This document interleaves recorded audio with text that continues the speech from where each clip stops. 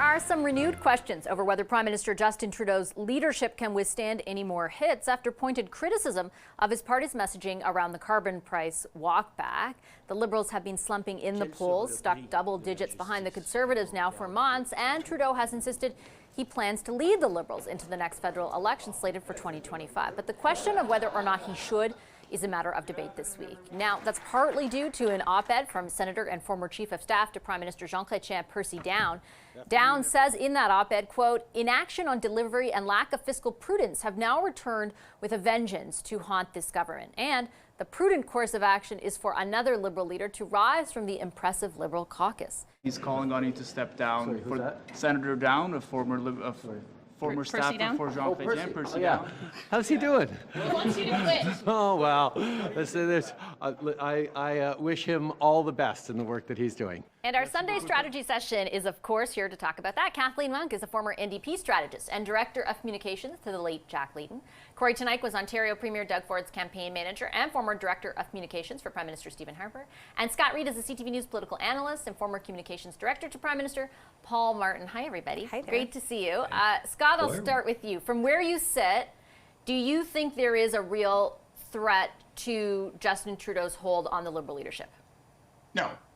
Look, Justin Trudeau's position in the country is precarious. He's far behind in polls. He's losing in terms of best choice to be prime minister. And, you know, this recent move on the carbon tax has been spectacularly, dangerously incoherent, and that doesn't help.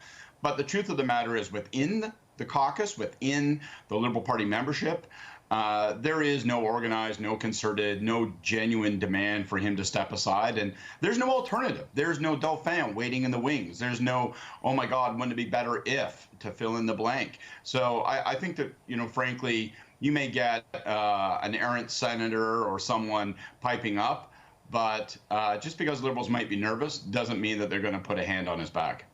It's an interesting point, Kory. I certainly, I interviewed Senator Down, and he made the point, look, there are MPs talking about this kind of haphazardly, behind the scenes, and that's true, they are. But to Scott's point, there is nothing that's organized at this point. What do you take from that?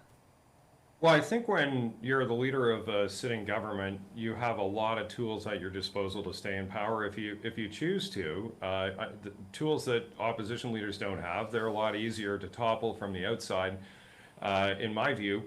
But that doesn't mean that he's not going to leave. Like, I think ultimately the decision rests with the Prime Minister alone as to whether or not he wants to go forward into an election campaign where, from where we're sitting today, looks like almost certain defeat.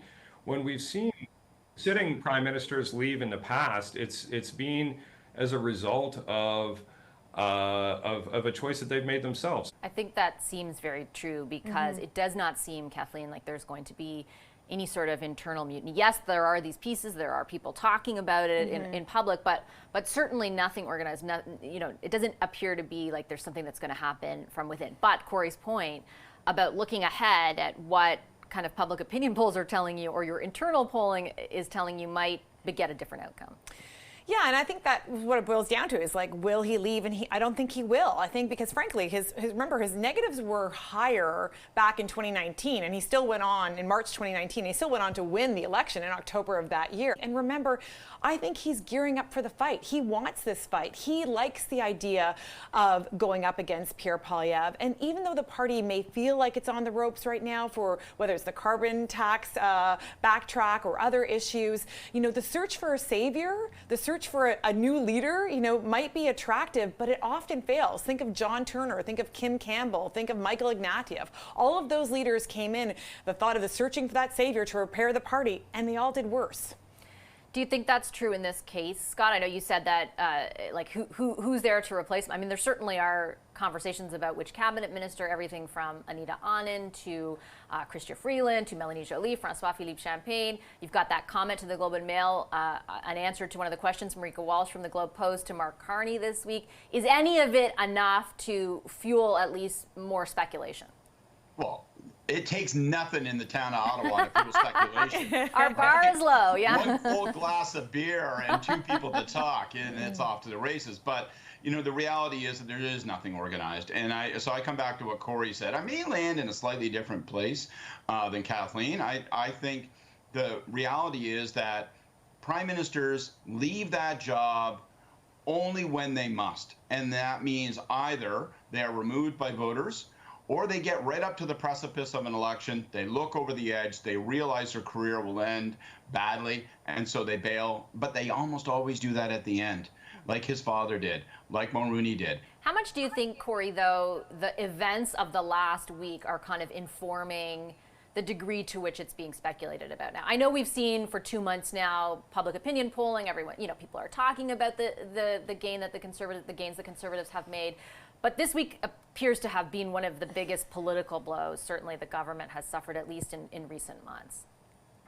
Well, I think circumstances always have an effect on these things. Like if things continue to get worse, I think the probability of him choosing to leave goes higher. And if things get better, it goes lower, right? So I think events do have an impact on what the outcome of this is and what the decisions people make.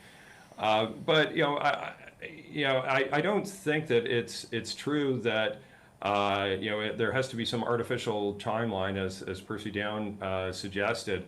But I do think that there is still a window there in which it's easier for the party to actually brand a new leader if they choose to go that. There are ways that this works out better for them and ways that works out worse.